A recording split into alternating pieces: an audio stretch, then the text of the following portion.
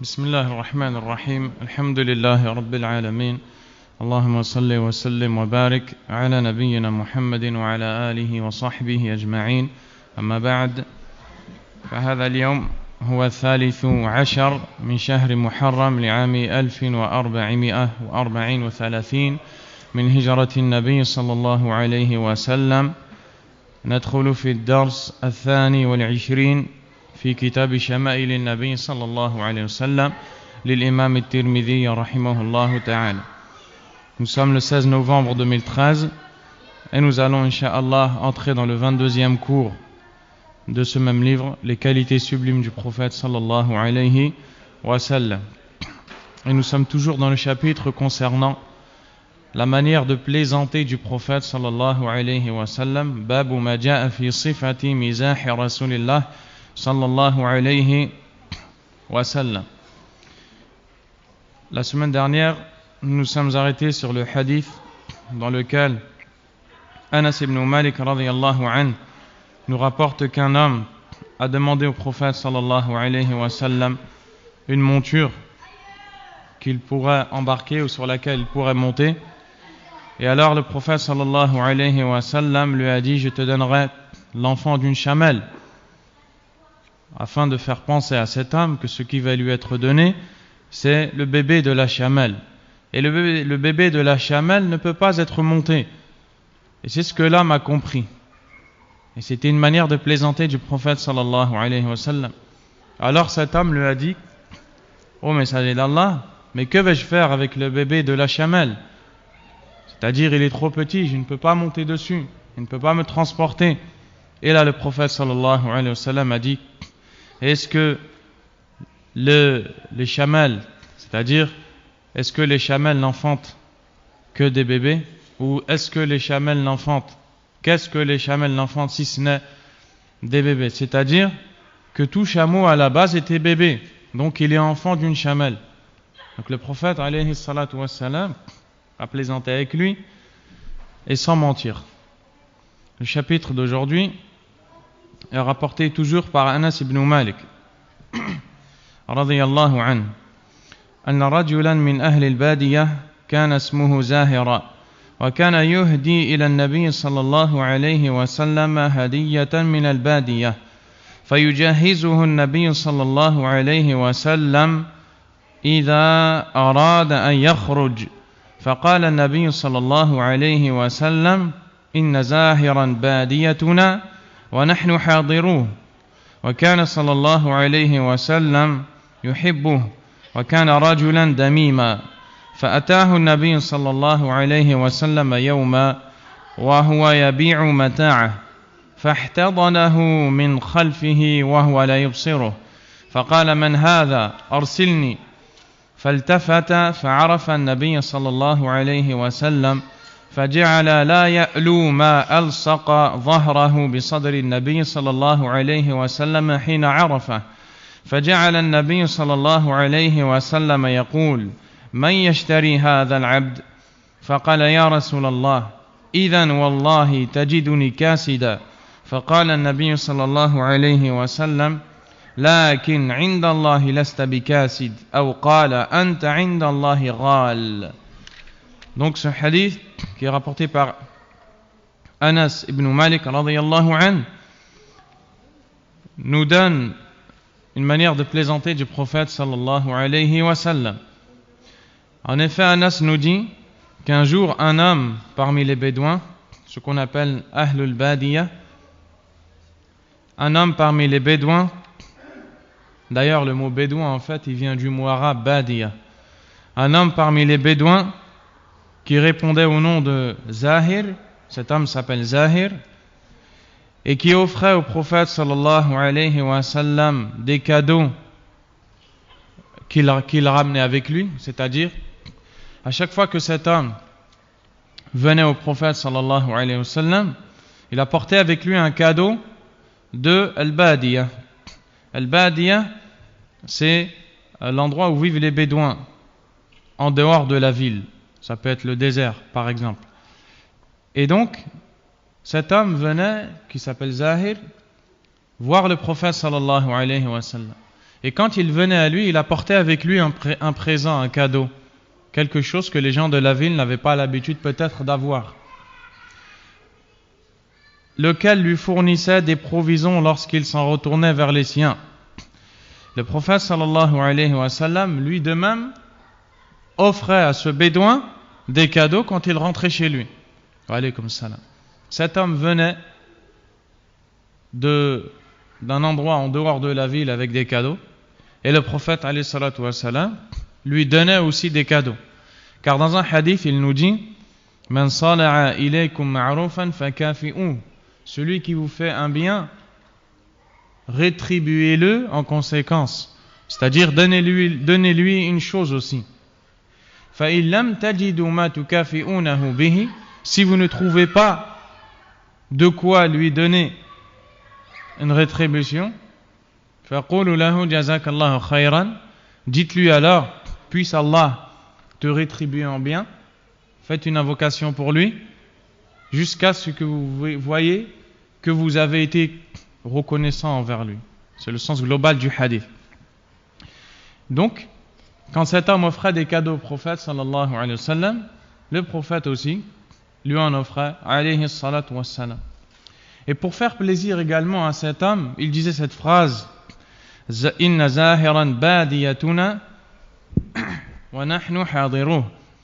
C'est-à-dire, Zahir est notre badiya et nous sommes sa ville. De quoi il veut parler ici? C'est comme si qu'il veut lui dire Zahir est avec nous et nous sommes avec lui. Lui, il vient de l'Badiya, l'endroit qui est à l'extérieur de la ville. C'est notre Badiya à nous. Et nous sommes sa ville à lui. C'est-à-dire, il fait partie des nôtres et nous faisons partie des siens. Nous sommes frères. Donc, c'était une phrase avec laquelle il faisait entrer dans le cœur de Zahir la joie. Le messager d'Allah sallallahu alayhi wa sallam l'aimait. Il aimait Zahir. Un homme qui vient te visiter régulièrement va être aimé. Le prophète sallallahu alayhi wa sallam kana yuhibbu hadha ar-rajul wa kana rajulan damima. Et Zahir radiyallahu anhu, qui était aimé par le prophète alayhi salatu wa salam, était un homme à qui Allah n'avait pas donné la beauté. C'était un homme à qui Allah n'avait pas donné la beauté.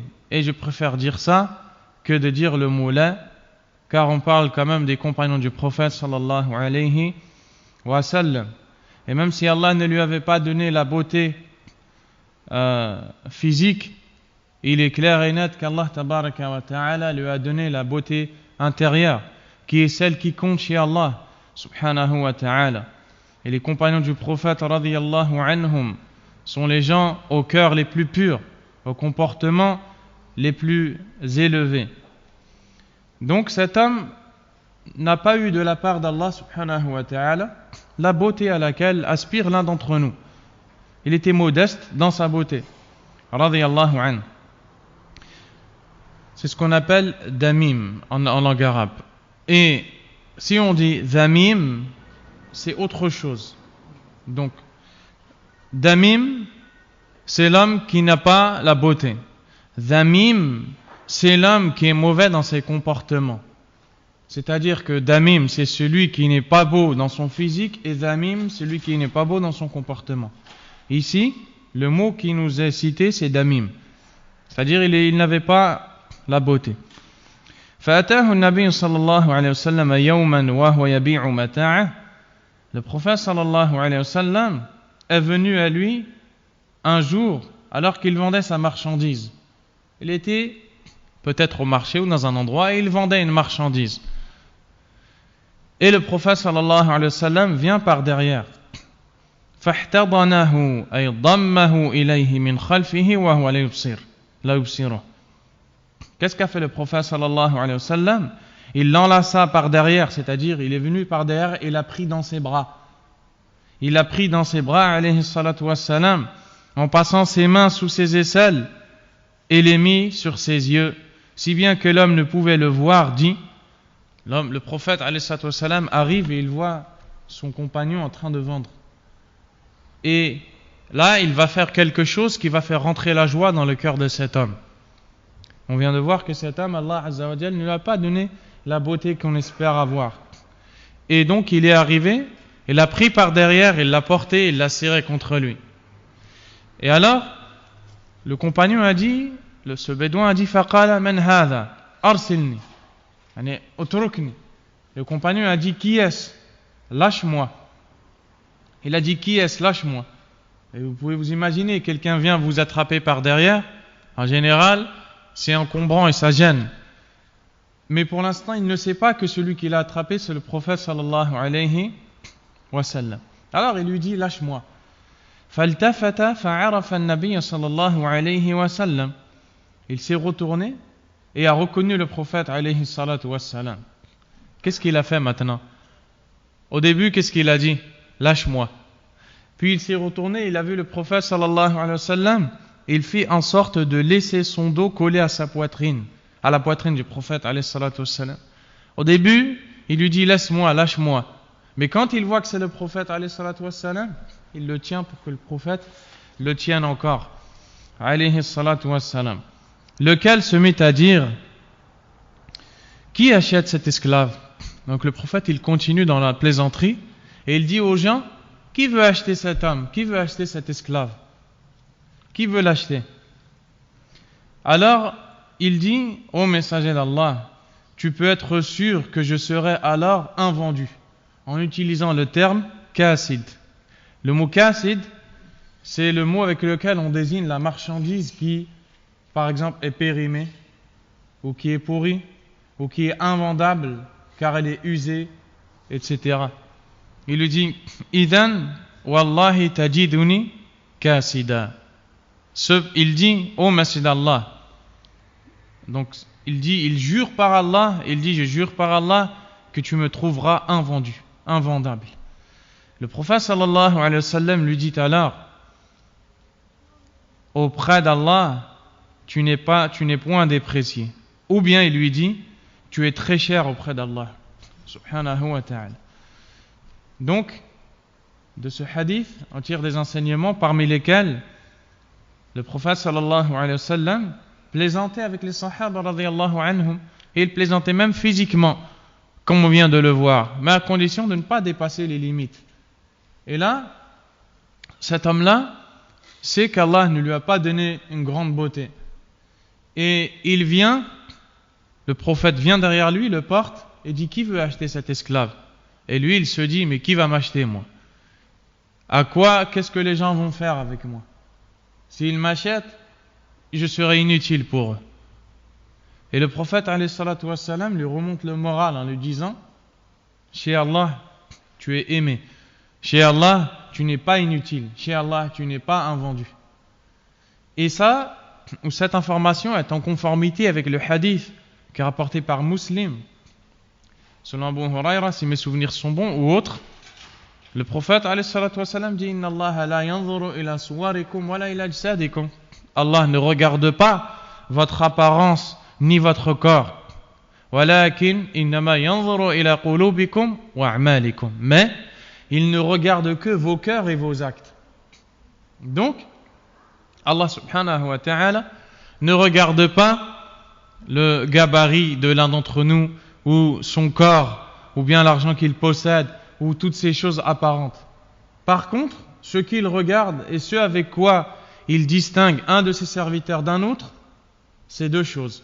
Ce qu'il y a dans son cœur, comme intention, comme pureté dans l'intention, comme amour d'Allah, comme crainte d'Allah, comme espoir à la miséricorde d'Allah, comme véracité, comme bonne opinion à l'égard d'Allah, Azza wa Jal, et encore d'autres choses. Il regarde ça, et il regarde aussi les actions qui découlent de toutes ces choses-là. Et ce hadith-là, justement, est une réponse à ceux qui, par ignorance, disent la foi est dans le cœur et qui, en apparence, ne font rien ou bien ne font presque rien. Et dans le peu qu'ils font, ils le font mal. Et quand le conseil leur est dirigé, ils répondent Al-imanu fil qalb. La foi est dans le cœur. Sahih, al-iman fil qalb wal a'malu fil jawarih. c'est vrai que la foi est dans le cœur, mais les actes sont dans les membres aussi.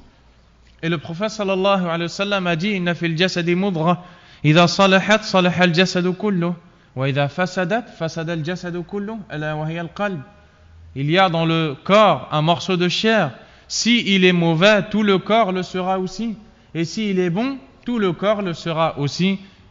Et il n'est autre que le cœur. Si le cœur est bon, forcément la personne qui a ce cœur bon va faire des bonnes actions. Et on va voir des bonnes actions de cette personne. Alors que si le cœur est mauvais, on verra de cette personne des mauvaises actions et qu'elle délaissera les bonnes actions. Donc, cela lui sera totalement insuffisant de dire la foi est dans le cœur. Car tout comme Allah subhanahu wa ta'ala nous a demandé la foi dans le cœur, il nous a aussi demandé les actes dans les membres. Donc c'était une parenthèse. Et parmi les leçons qu'on tire de ce hadith, le mérite de ce compagnon, puisque le prophète sallallahu alayhi wa sallam a attesté et a témoigné pour lui que chez Allah il est aimé et il est apprécié d'Allah subhanahu wa ta'ala. Wallahu a'lam.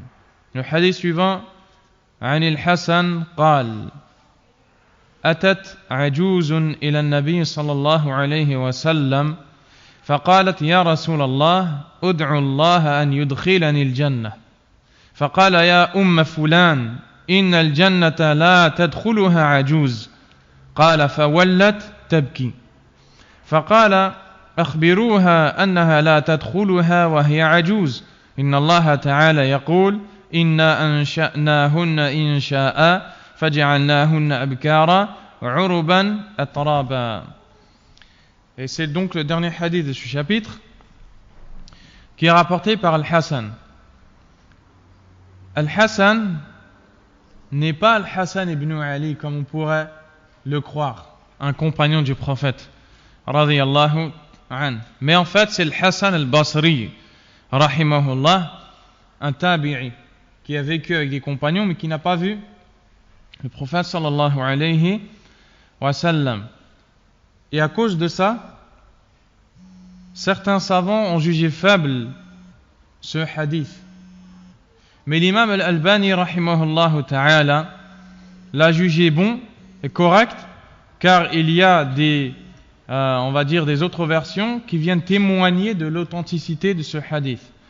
Ce sont quelques règles de la science du hadith, mais le résultat, c'est que l'imam al-Albani rahimahullah l'a jugé bon et que le Hassan n'est pas le fils de Ali ibn Abi Talib, mais plutôt le Hassan al-Basri rahimahullah ta'ala.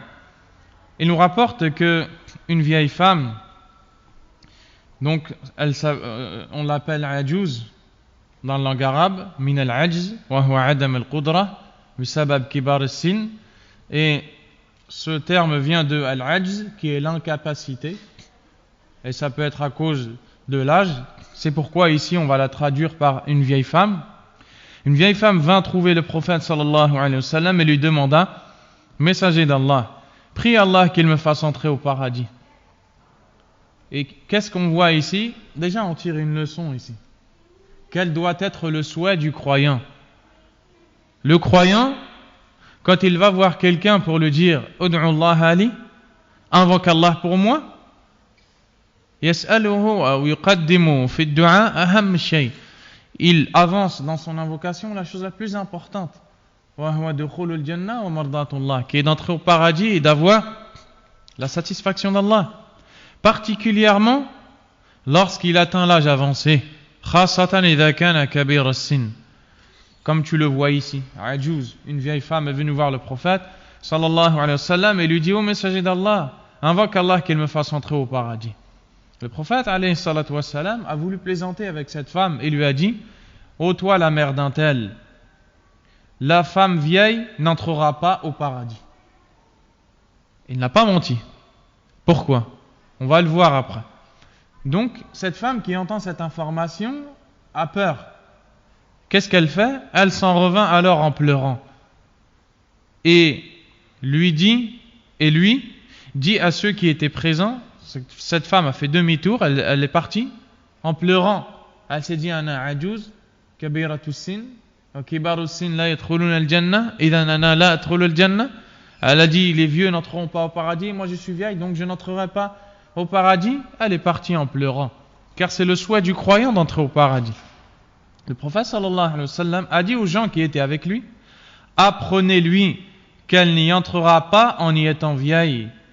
Allah, exalté soit-il, a dit dans Surat Al-Waqi'a, nous les créerons, c'est-à-dire les femmes du paradis, d'une création nouvelle, en feront ainsi des vierges aimantes similaires.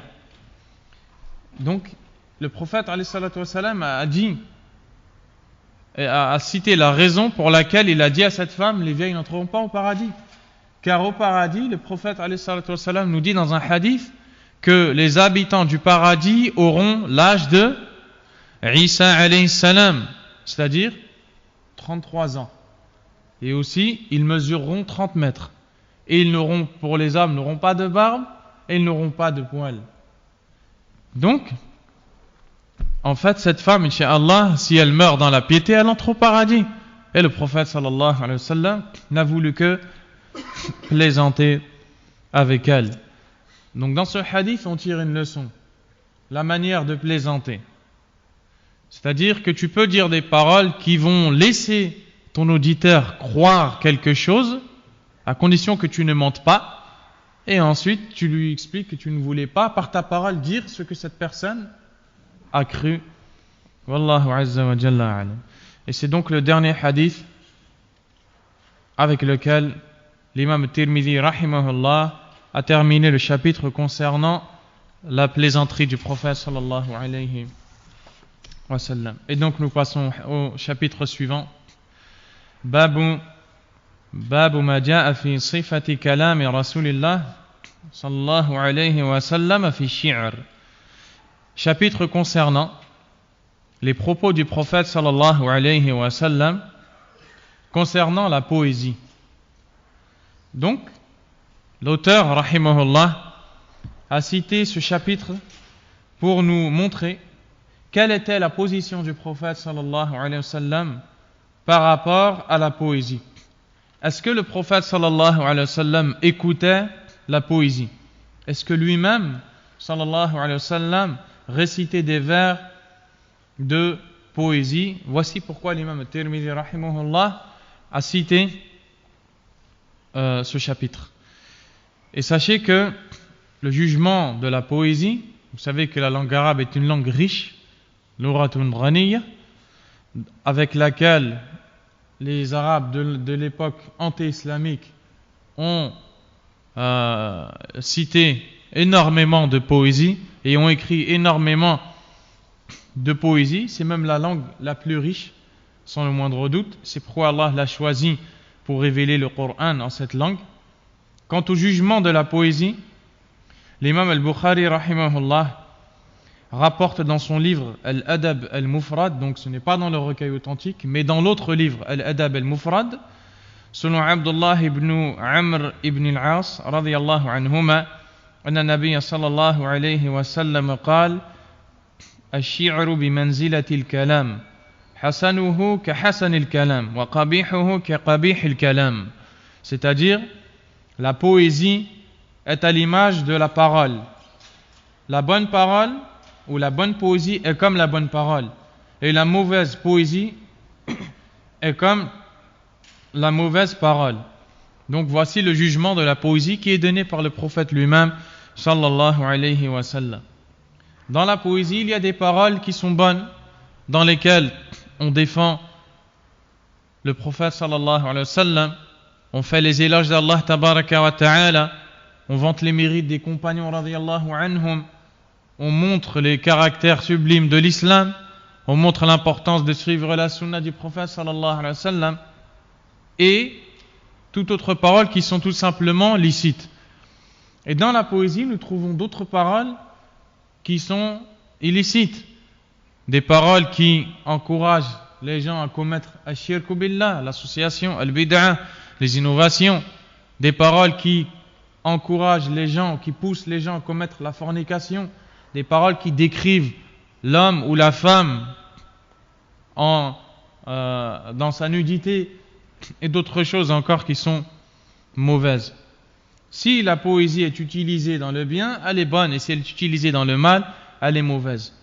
Quant à la parole d'Allah subhanahu wa ta'ala dans Surat Ash-Shu'ara, Surah les poètes, nous voyons qu'Allah nous dit vers la fin de la Surah, Wash-Shu'ara yattabi'uhum al-ghawun.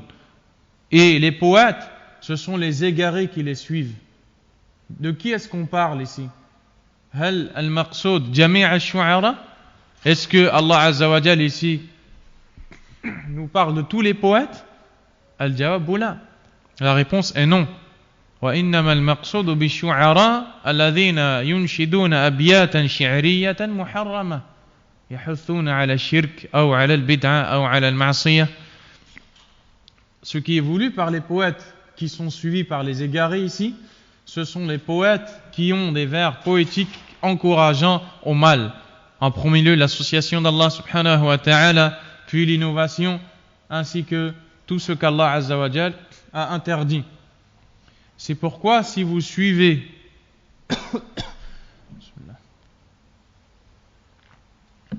si vous voyez les versets suivants, Allah dit illa alladhina amanu wa amilu salihat, sauf ceux qui ont cru et qui ont fait de bonnes actions, c'est-à-dire parmi les poètes.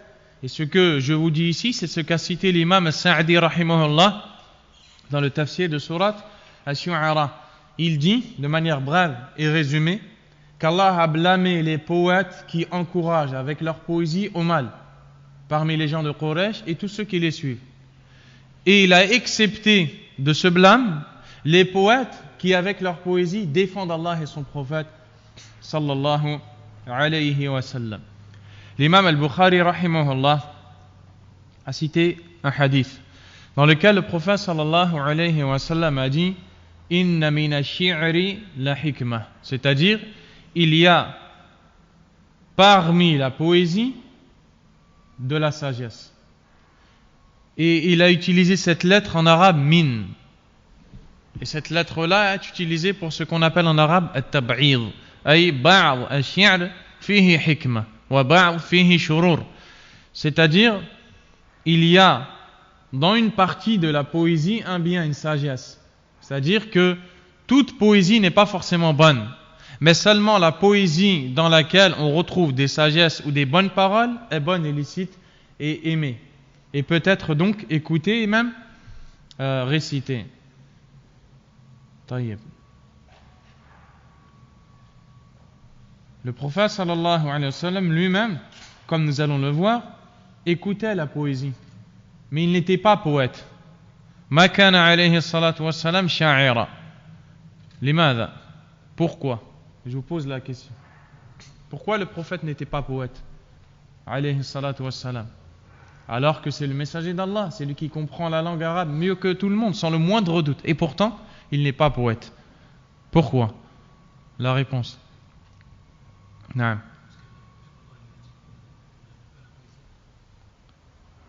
Oui, mais pourquoi? Pourquoi il n'est pas poète? Non. J'entends pas. Barakallahu fik, exactement. Car s'il était poète, لو كان شاعرا لقالوا هذا شعر لقالوا القرآن هذا الذي يقرأه شعر لا نصدق. Ils auraient, s'il était poète, ils auraient dit c'est un poète. Donc, ce n'est pas étonnant qu'ils viennent avec une parole qui est le Coran. Ce n'est qu'une poésie. C'est pourquoi ils n'ont pas pu dire, ou n'ont pas pu croire que c'est un poète, même s'ils l'ont dit. Mais regardez quand ils l'ont dit, comment ils se sont contredits. Dans Surat As-Safat, Allah subhanahu wa ta'ala nous informe qu'ils ont dit وَقَالُوا أَإِنَّا لَتَارِكُ آلِهَتِنَا لِشَاعِرٍ مَجْنُونَ والمجنون مع شعر ما يمشي المجنون الذي يفقد عقله كيف يفقد عقله ثم يحسن الشعر تناقضوا. Allah Azza wa Jal dit dans le verset ce qui veut dire, et quand on leur disait la ilaha illallah, ils s'enflaient d'orgueil et disaient allons-nous délaisser nos divinités pour un poète qui a perdu la raison, un poète fou? Et avec cette parole, ils se sont contredits. Pourquoi? Car, bien au contraire, ne peut être poète que celui qui a toute sa raison. Pour justement réciter des vers poétiques dans lesquels on retrouvera des rimes et qui sont bien faites, etc. Quelqu'un qui a perdu la raison, comment va-t-il citer des vers de poésie? Donc ils se sont contredits. Le prophète alayhi salatu wassalam n'était pas poète et il écoutait la poésie de ses compagnons. Radiyallahu anhum. Il avait parmi ses compagnons certains qui étaient connus comme étant ses poètes, parmi lesquels Hassan ibn Thabit radiyallahu anhu, Abdullah ibn Rawaha, هؤلاء شعراء النبي عليه الصلاة والسلام, وكعب ibn Malik radiyallahu anhu. Ces trois hommes-là particulièrement étaient connus comme étant des poètes du prophète alayhi salatu wassalam. Certains d'entre eux allaient, pour défendre le prophète sallallahu alayhi wa sallam, réciter des vers poétiques. Et c'est Abdullah ibn Sirin, rahimahullah, le tabi'i, l'élève de Anas ibn Malik, radiyallahu anhu, qui nous rapporte que ces trois compagnons étaient les poètes du prophète sallallahu alayhi wa sallam. Le premier hadith de ce chapitre, عن عائشة رضي الله عنها قالت أو قيل لها هل كان رسول الله صلى الله عليه وسلم يتمثل بشيء من الشعر هل كان ينشد الشعر قالت كان يتمثل بشعر ابن رواحة عبد الله بن رواحة ويتمثل بقوله ويأتيك الأخبار من لم تزودي. طيب. Ce premier hadith est rapporté par Aïcha radiyallahu anha, dans lequel on a demandé à cette femme, l'épouse du prophète alayhi salatu wassalam, est-ce que le prophète sallallahu alayhi wa sallam récitait parfois des vers de poésie? Elle dit, il disait parfois des vers d'Ibn Rawaha. Ibn Rawaha, radiyallahu anhu, c'est un compagnon Ansari, Khazaraji, un compagnon de la ville de Médine, qui a assisté à de nombreuses batailles, telles que Badr, Uhud, la bataille du fossé, mais qui n'a pas pu assister à la conquête de la Mecque, puisqu'il fut tué avant celle-ci, dans le combat, en tant que commandant de l'armée. Et ce compagnon, radiyallahu anhu, avait l'habitude de citer des vers poétiques. Et le prophète, sallallahu alayhi wa sallam, l'écoutait, ou les écoutait de lui. Donc, il en avait retenu quelques-uns qu'il récitait parfois. Et parmi les vers poétiques qu'il récitait, certains dans lesquels il disait, en parlant du prophète, sallallahu alayhi wa sallam, Arana al-huda ba'da al-ama faqulubuna به موقنات أنما قال واقع يبيت يجافي جنبه عن فراشه إذا استقلت بالكافرين المضاجع.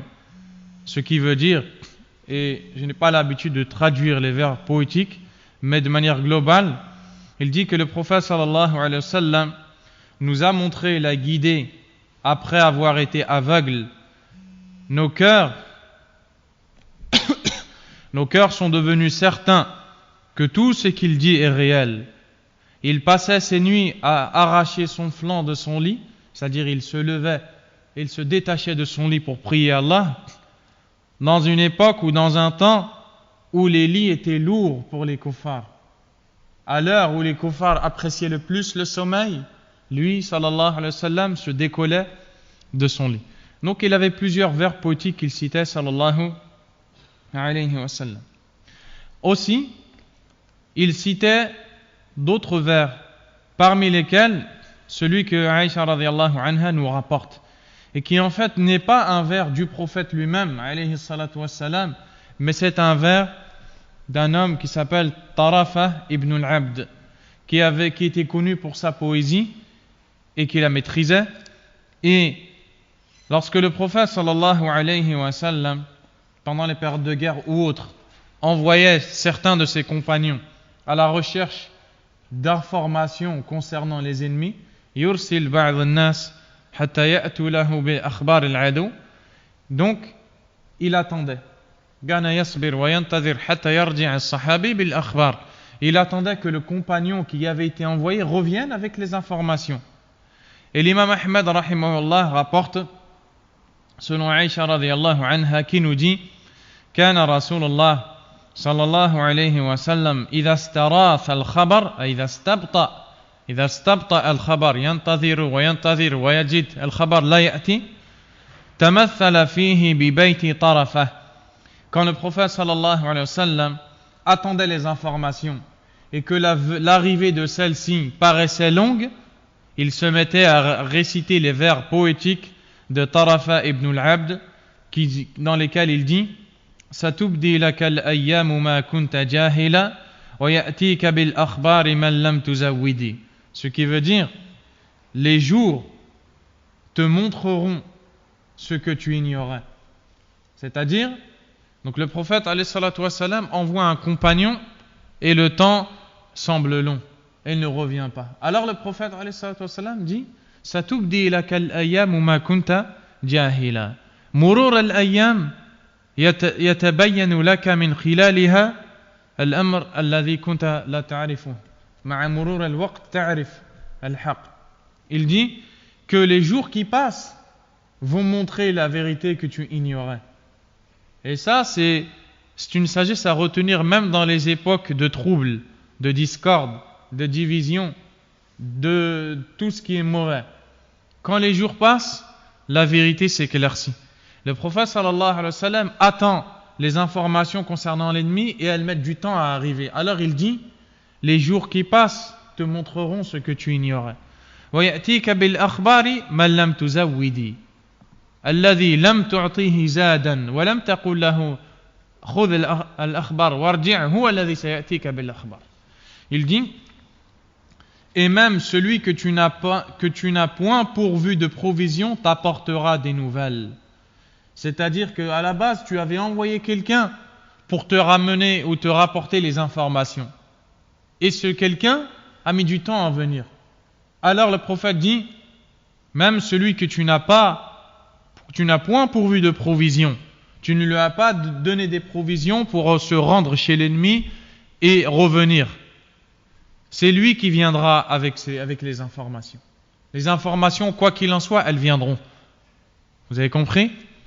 Donc c'était des vers poétiques que le prophète sallallahu alayhi wa sallam récitait quand il attendait les informations concernant l'ennemi. Le hadith suivant: عن أبي هريرة رضي الله عنه قال قال رسول الله صلى الله عليه وسلم إن أصدق كلمة قالها شاعر وفي رواية أشعر كلمة تكلمت بها العرب كلمة لبيد أنه قال ألا كل ما خلا الله باطل وكاد أمية بن أبي الصلت أن يسلم. Et nous allons expliquer ce hadith qui est rapporté par Abu Huraira. Il nous dit, le prophète sallallahu alayhi wa sallam a dit: Inna asdaqa kalimatin qalaha sha'ir, c'est-à-dire la parole la plus véridique prononcée par un poète. C'est-à-dire quelle est cette parole? La parole la plus vraie qu'ait dite un poète est celle de Labid. Labid, c'est Labid ibn Rabi'a al-Amiri. C'est un homme qui était connu. Il était noble avant l'islam et pendant l'islam.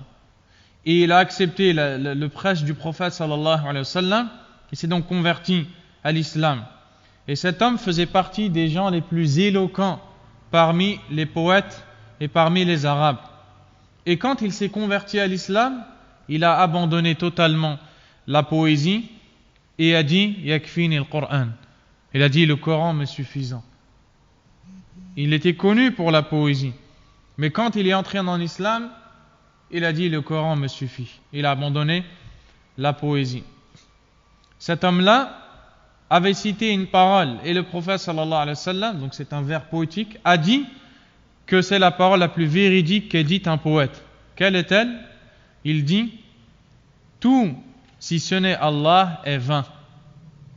Bien sûr, quand les vers poétiques sont traduits en français, ils perdent leur sens et on ne voit plus la beauté de la phrase. Mais en tout cas, le sens de ce vers, c'est que tout ce qui est autre qu'Allah est voué à périr. Ala kullu ma khala Allah batilu. وهذا يوافق قوله تعالى كل شيء هالك إلا وجهه. Ce qui est en accord avec la parole d'Allah subhanahu wa ta'ala dans surat Al-Qasas, les récits, dans laquelle Allah Azza wa Jalla nous dit ce qui veut dire toute chose est vouée à périr sauf son visage. Tout ce qui est autre qu'Allah subhanahu wa ta'ala va périr. Même Malik al-Maut, même l'ange de la mort. يقبض الأرواح كلها ثم لا يبقى إلا هو فيقبض روحه. Donc Malik al-Maut, l'ange de la mort, va retirer toutes les âmes jusqu'à ce que tous les êtres humains seront morts. Alors il ne restera que lui et il va se retirer sa propre âme et il va mourir. Et seul Allah tabaraka wa ta'ala restera et subsistera subhanahu wa ta'ala. Ensuite il nous dit, quant à Umayya ibn Abi Salt, il s'en fallut de peu qu'il adhéra à l'islam. Cette parole nous allons la laisser car nous allons voir ce qu'elle veut dire dans un hadith proche, incha'Allah ta'ala. Nous allons passer au hadith suivant. An Jundub ibn Sufyan al-Bajali radiyallahu anhu, apporté par Jundub ibn Sufyan al-Bajali, qui nous dit: قال أصاب حجر إصبع رسول الله صلى الله عليه وسلم فدميت. إصبع أي إصبع الرجل، فدميت أي نزل منها الدم. فقال هل أنت إلا إصبع دميتي وفي سبيل الله ما لقيتي. Un jour, le prophète sallallahu alayhi wa sallam, une pierre atteignit le doigt de l'envoyé d'Allah sallallahu alayhi wa sallam. Cette pierre a atteint le doigt de pied, non pas le doigt de la main. Il était en train de marcher, alayhi salatu wassalam, quand une pierre a atteint un de ses doigts de pied, qui saigna. Le sang a coulé. Le prophète sallallahu alayhi wa sallam a regardé son pied et le sang coulé, et il a cité des vers poétiques en disant, ce qui veut dire, hal anti illa isbi'un damiti, c'est-à-dire, n'es-tu point qu'un doigt dont le sang coule? C'est-à-dire, tu n'es qu'un doigt dont le sang a coulé. Ce n'est rien de grave. Tu n'es rien d'autre qu'un doigt duquel le sang a coulé. Wa fi sabilillahi ma laqiti. Hada alladhi laqiti huwa fi sabilillah wa fi mizan al-hasanat. Mais qui endure cela dans la voie d'Allah. Le prophète sallallahu alayhi wa sallam n'était pas quelqu'un qui se plaignait. Alayhi salatu wa sallam. Il n'était pas quelqu'un qui, quand il se faisait mal, se plaignait directement. Aujourd'hui, tu trouves quelqu'un qui, par exemple, va trébucher sur un morceau de bois. Tu trouves quelqu'un qui va marcher dans la rue et qui va trébucher sur un morceau de bois, sur une pierre, ou qui va se cogner sur un arbre, sur un mur, peut-être dans le noir à cause du manque de lumière, etc. Tu vas trouver cette même personne insulter le morceau de bois ou le mur ou la pierre. À quoi ça sert? À rien du tout. Et la personne elle-même qui fait ça sait que c'est inutile de le faire. Le prophète sallallahu alayhi wa sallam a dit dans un hadith qui est rapporté par l'imam al-Bukhari, selon Abu Huraira radiyallahu anhu, il nous dit: Ma yusibu al-muslima min nasabin wala wasabin. النصب هو التعب والوصب هو المرض ولا هم ولا حزن ولا أذى ولا غم حتى الشوكة يشاكها إلا كفر الله بها من خطاياه. Le prophète sallallahu alayhi wa sallam nous dit: pas un mal ne touche le musulman, que ce soit la fatigue ou une maladie ou une tristesse, une angoisse, une nuisance, une préoccupation, jusqu'à même, comment on dit, shauka, un piquant, une épine, jusqu'à une épine qui pique le musulman, sans qu'Allah subhanahu wa ta'ala ne lui efface des péchés par ce mal qu'il a. Al-Muslim, le musulman, kullama asabathu musiba, kaffar Allahu anhu min as-sayyi'at ma yuwafiqu hadhihi bihasab hadhihi al-musiba. À chaque fois que le musulman est touché par un mal, par une calamité, par quoi que ce soit de mauvais en apparence, Allah Azza wa Jal lui effacera des péchés en proportion à ce mal qui l'a atteint, jusqu'à un pic qui lui touche le bout du doigt. Un pic qui lui touche le bout du doigt, Allah lui efface des péchés. Donc le prophète alayhi salatu wassalam reçoit une pierre sur le pied, il voit le sang couler et il dit: mais qu'est-ce que tu es d'autre qu'un doigt qui saigne? Et cela est dans le chemin d'Allah subhanahu wa ta'ala. Hadith suivant, عن البراء بن عازب رضي الله عنه قال له رجل أفررتم عن رسول الله صلى الله عليه وسلم يا أبا عمارة، وهذا كان في غزوة حنين في قتال، فقال لا والله ما ولى رسول الله صلى الله عليه وسلم ولكن ولى سرعان الناس الذين يسرعون ويستعجلون، تلقتهم هوازن قبيلة من العرب، تلقتهم الهوازن بالنبل أي بالسهام، ورسول الله صلى الله عليه وسلم على بغلته، وأبو سفيان ابن الحارث ابن عبد المطلب آخذ بلجامها، ورسول الله صلى الله عليه وسلم يقول أنا النبي لا كذب أنا ابن عبد المطلب. Donc dans ce hadith, Al-Bara ibn Azib radiyallahu an a relaté qu'un homme lui a demandé: avez-vous fui? Ici il nous parle de Hunayn. Hunayn, c'est une bataille de laquelle Allah subhanahu wa ta'ala nous parle dans le Coran. Wa yawma Hunaynin idh a'jabatkum kathratukum. Et Allah rappelle aux croyants le jour de Hunayn, quand votre nombre vous a trompé. Ce jour-là, les compagnons radiyallahu anhum étaient tellement nombreux qu'ils se sentaient en sécurité.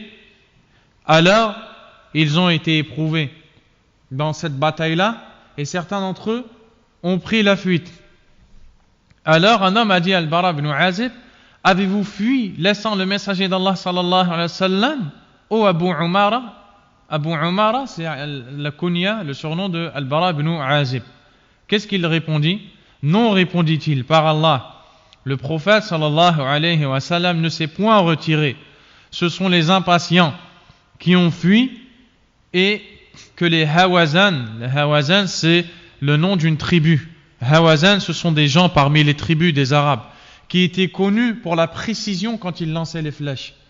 Donc, ce jour-là, certains compagnons ont pris la fuite, parmi ceux qui n'ont pas eu la patience nécessaire. Ils ont pris la fuite, et les gens de la tribu de Hawazan les avaient accueillis avec leurs flèches.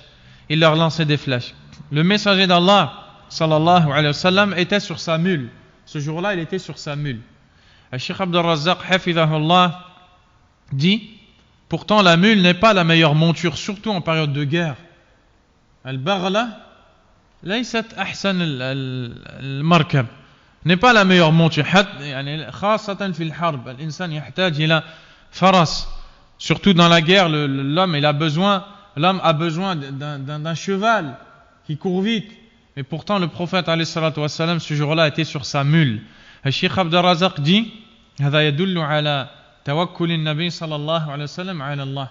Cela nous montre la confiance que plaçait le prophète sallallahu alayhi wa sallam en Allah, puisque dans cette scène il était sur une mule, alors que peut-être que les autres étaient sur des chevaux. Et Abu Sufyan ibn al-Harith ibn Abd al-Muttalib, le cousin du prophète sallallahu alayhi wa sallam et son frère de lait, huwa akhuhu min ar-rada'a, il était là, et qu'est-ce qu'il faisait? Il tenait le morse de celle-ci, c'est-à-dire la corde ou la ficelle ou la corde avec laquelle on tient la monture pour qu'elle avance, pour qu'elle s'arrête. Il la tenait, elle était avec lui. Et là le prophète sallallahu alayhi wa sallam disait, ce qui veut dire: je suis le prophète, il n'y a pas de mensonge, je suis le fils de Abd al-Muttalib. Pourquoi le prophète dit ça sallallahu alayhi wa sallam?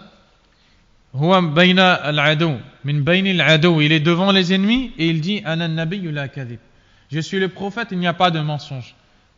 Limadha ana an-nabiy la kadhib anna Allah sayansuruni. C'est-à-dire, je suis le prophète, il n'y a pas de mensonge. Je suis un messager d'Allah et Allah a promis le secours à ses messagers. Allah a dit dans surat Safat à la fin de la surah وَلَقَدْ سَبَقَتْ كَلِمَتُنَا لِعِبَادِنَا الْمُرْسَلِينَ إِنَّهُمْ لَهُمُ الْمَنْصُورُونَ. Notre parole a été décrétée concernant nos serviteurs messagers, ils seront les secourus. Donc le prophète dit, alors qu'il voit les ennemis, je suis le prophète, il n'y a pas de mensonge. C'est-à-dire, Allah va m'accorder son secours car il l'apporte à ceux qui portent avec eux la vérité. Ana ibn Abdil Muttalib, je suis le fils de Abd al-Muttalib, sallallahu alayhi wa sallam. L'imam a cité, l'auteur a cité ce hadith dans ce chapitre, car la dernière phrase, ou les deux dernières phrases sont des vers de poésie. Le prophète n'était pas poète, mais quand il citait des vers poésie, ils étaient très simples. Sallallahu alayhi wa sallam.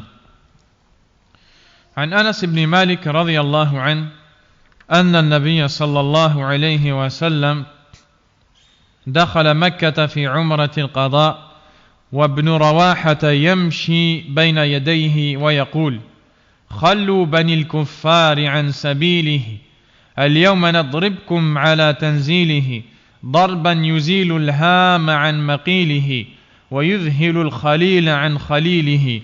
Vous entendez les rimes. Ce sont des vers poétiques qui ont été récités par Abdullah ibn Rawaha et on vient de voir que c'était un des poètes du prophète sallallahu alayhi wa sallam. Ces vers ont été récités pendant ce qu'on appelle la Umrah de compensation, Umrat al-Qadha. De quoi on parle dans cette Umrah? Le prophète un jour sallallahu alayhi wa sallam est allé avec les compagnons pour une Umrah, pour accomplir une Umrah.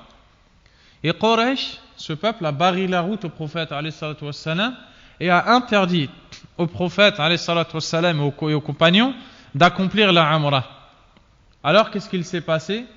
Le prophète sallallahu alayhi wa sallam a signé avec eux un pacte, un accord dans lequel l'année d'après ils étaient dans l'obligation de laisser le prophète sallallahu alayhi wa sallam accomplir cette Umrah. Et donc le prophète alayhi salatu wassalam n'a pas accompli cette Umrah. Il est retourné à la Mecque, il est retourné à Médine. Et l'année d'après, il est revenu et a accompli cette Umrah, c'est celle qu'on appelle la Umrah de compensation. Il a compensé la Umrah qu'il devait faire, mais qu'il n'a pas pu faire. Pendant cette Umrah, il est arrivé avec les compagnons radiyallahu anhum à la Mecque. Abdullah ibn Rawaha s'est mis devant lui et a récité des vers poétiques afin de, on va dire, faire augmenter la colère de Quraysh, les ennemis d'Allah et les ennemis de l'islam. Et dans ces vers poétiques, il leur disait, radiyallahu anhum, خلوا بني الكفار عن سبيله أي خلوا عن سبيله يا أبناء الكفار. Il disait, laissez aux gens de la mécréance son chemin. اليوم نضربكم على تنزيله. Aujourd'hui, nous frapperons pour sa venue. Donc ici, on voit que ça a été traduit par sa venue, mais Cheikh Al-Albani rahimahullah a dit que c'est At-Tanzil, c'est-à-dire la révélation, le Coran. C'est-à-dire, on frappera pour le Coran. Il dit Darban yuzilul hama an maqilihi. D'un coup qui déracine les têtes. Yuzilul ham, al-ham huwa a'la ar-ra's. Al-maqil huwa al-mawdi'. Ay nadribukum darban shadidan li shiddatihi tasqutu ru'usukum. Il dit nous vous frapperons d'un coup tellement fort qu'il déracinera les têtes, qu'il déplacera les têtes de leurs endroits initiaux. وَيُذْهِلُ الْخَلِيلَ عَنْ خَلِيلِهِ. يُذْهِل تَطِيشِ الْعُقُولِ. C'est-à-dire, il laisse les intimes s'oublier. Les amis intimes vont s'oublier quand ils verront la force de ce coup avec lequel les compagnons vont frapper, dans le cas où ils s'opposeraient à ce que les compagnons entrent avec le prophète sallallahu alayhi wa sallam pour accomplir cette Umrah. فقال له عمر s'est mis alors à dire Ya ibn Rawaha, بين يدي رسول الله صلى الله عليه وسلم وفي حرم الله تقول الشعر. Omar a voulu le blâmer, le réprimander. Il lui dit: ô fils de Rawaha, devant le prophète sallallahu, devant le messager d'Allah sallallahu alayhi wa sallam, c'est-à-dire tu récites ces vers devant le messager d'Allah sallallahu alayhi wa sallam, et dans le territoire sacré d'Allah tu lis la poésie. Le prophète sallallahu alayhi wa sallam a dit: khalli anhu ya Omar, laisse-le au Omar, fala hiya asra'u fihi min nadhi an-nabl, ay khalli anhu ya Omar fa inna hadhihi al-abyat ash-shi'riyya asra' min as-siham, asra'u fi al-adu min as-siham. Le prophète dit: laisse-le au Omar, ces vers sont plus foudroyants qu'une volée de flèches. Donc on tire des leçons de ce hadith, parmi lesquelles les compagnons radiyallahu anhum provoquaient l'ennemi avec des vers poétiques. Et ces vers poétiques avaient un impact fort sur les ennemis, tellement fort que le prophète l'a décrit comme étant plus foudroyant que les flèches qui s'abattent sur l'ennemi. Pourquoi ? Car le peuple des Arabes d'avant était un peuple qui faisait attention à tout ce qui est l'honneur, la dignité de la personne, le rang social de la personne, la lignée de la personne. Donc quand on portait atteinte à tous ces symboles-là, ça leur faisait beaucoup plus mal que le mal d'une flèche qui touchait l'un d'entre eux. C'est pourquoi le prophète alayhi salatu wassalam a laissé Ibn Rawaha réciter ces vers poétiques. Et on tire aussi comme enseignement qu'il est permis tout simplement de réciter des vers poétiques. Hadith suivant, عن جابر بن سمرة رضي الله عنه قال: جالست النبي صلى الله عليه وسلم أكثر من 100 مرة وكان أصحابه يتناشدون الشعر ويتذاكرون أشياء من أمر الجاهلية وهو ساكت لا يقول لهم شيئا وربما تبسم معهم. Jabir ibn Samurah radiyallahu anhu nous dit: je me suis assis avec le prophète sallallahu alayhi wa sallam plus de 100 fois. Ses compagnons récitaient des vers de poésie et se rappelaient des choses de l'époque pré-islamique et ils gardaient le silence. Il arrivait même alors qu'ils souriaient avec eux. وفي هذا إباحة الشعر. Et il y a à travers ce hadith tout simplement le caractère licite de la poésie quand celle-ci n'est pas ou ne contient pas des paroles blâmables, puisque les compagnons étaient entre eux et ils se rappelaient des vers de poésie. يتذاكرون فيما بينهم الأيام السالفة والسنوات. Ils se rappelaient entre eux les jours passés, les années passées, leur enfance, leur jeunesse et d'autres choses avec des vers poétiques, et le prophète était là, les écoutait et il se taisait, ne disait rien alayhi salatu wassalam, et parfois même il souriait avec eux. Donc il acquiesçait et il approuvait, voilà le terme adéquat, il approuvait les vers poétiques récités par ses compagnons radiyallahu anhum. Et les savants disent que quand le prophète sallallahu alayhi wa sallam laisse ses compagnons faire quelque chose devant lui et se tait, et qu'il approuve, cette chose est une sunnah, ou bien elle peut être permise. Et ici on voit ici que c'est permis. طيب. Hadith suivant, عن عمرو بن الشريد عن أبيه وهو الشريد قال: كنت ردف النبي صلى الله عليه وسلم أي وراءه على الدابة فأنشدته 100 قافية أي بيت من قول أمية بن أبي الصلت الثقفي كلما أنشدته بيتا قال للنبي صلى الله عليه وسلم هيه معناه زيد حتى أنشدته 100 يعني بيتا فقال النبي صلى الله عليه وسلم إن كاد ليسلم. الشريد رضي الله عنه dit: j'étais derrière le prophète sallallahu alayhi wa sallam sur une monture.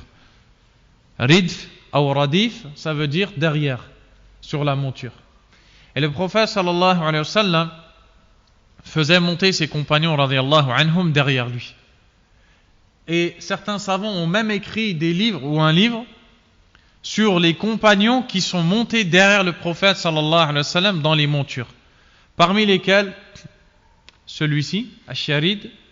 Aussi on retrouve Abdullah ibn Abbas, on retrouve Al-Fadl ibn Abbas, Abdullah ibn Umar, Mu'adh ibn Jabal radiyallahu anhum, et d'autres compagnons qui sont montés derrière lui. Et ce jour-là, ce compagnon Ash-Sharid récitait des vers poétiques qui ont été écrits par un homme qui s'appelle Umayya ibn Abi Salt. Et c'est de lui qu'on parlait quand on a dit qu'on va en parler après, dans le hadith qui est passé. Celui qui a failli se convertir à l'islam. On va un peu parler de son histoire. Et alors, il a récité 100 vers poétiques de cet homme-là. À chaque fois qu'il récitait un vers, le prophète sallallahu alayhi wa sallam disait « hi, hi, hi ». Et cette expression en arabe veut dire « rajoute, rajoute, encore, encore ». Et il cessait de répéter « hi, hi, rajoute, rajoute » jusqu'à ce que le compagnon a récité 100 vers de poésie. Et alors le prophète alayhi salatu wa salam a parlé de l'auteur de ces vers de poésie en disant « il s'en fallut de peu qu'il adhéra à l'islam ». Cet homme dont on parle, c'est Umayya ibn Abi Salt al-Thaqafi, un homme qui n'était pas croyant. Et cet homme-là était dans la région du Sham, vers la Syrie et dans la région du Sham. Il était connu pour la poésie et l'éloquence dans les paroles. Donc c'était un poète. Et ce poète-là a entendu, quand il était au Sham, qu'un prophète allait venir.